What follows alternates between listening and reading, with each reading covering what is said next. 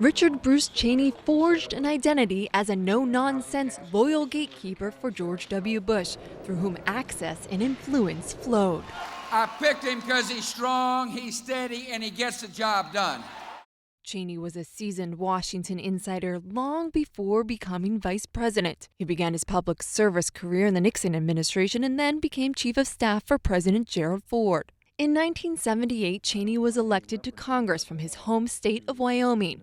He spent a decade there until the first President Bush asked him to serve as Secretary of Defense. After President Bush lost re-election, Cheney became head of the oil services giant Halliburton. It was a job that kept him steeped in foreign policy, and later the job became a lightning rod for his critics.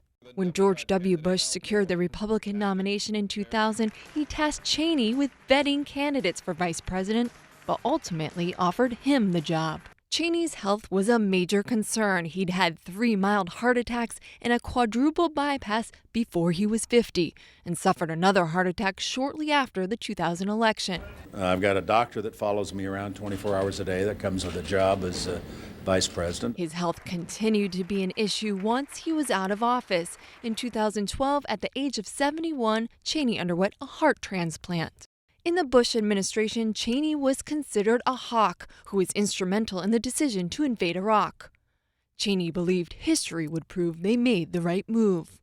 What we did in Iraq and taking down Saddam Hussein was exactly the right thing to do. During the second term of the Bush administration, Cheney would find himself at the center of controversy when his chief of staff, I. Scooter Libby, was sentenced to prison in connection with the leak of a CIA agent's name. The president commuted Libby's sentence but did not pardon him, a move sought by some conservatives. Late in his career, Cheney admitted he differed from many in his party on the issue of gay marriage. As many of you know, one of my daughters is gay. I think people ought to be free to enter into any kind of union they wish. In his 2011 memoir, Cheney accused Secretary of State Colin Powell of seeking to undermine President Bush by expressing doubts about the Iraq War. He also said Powell's successor, Condoleezza Rice, misled the president about negotiations with North Korea. Both have disputed the claims. Cheney had no interest in running for president after leaving office, but he continued to be an outspoken voice for the Republican Party. In Washington, I'm Sunlin Sarfati.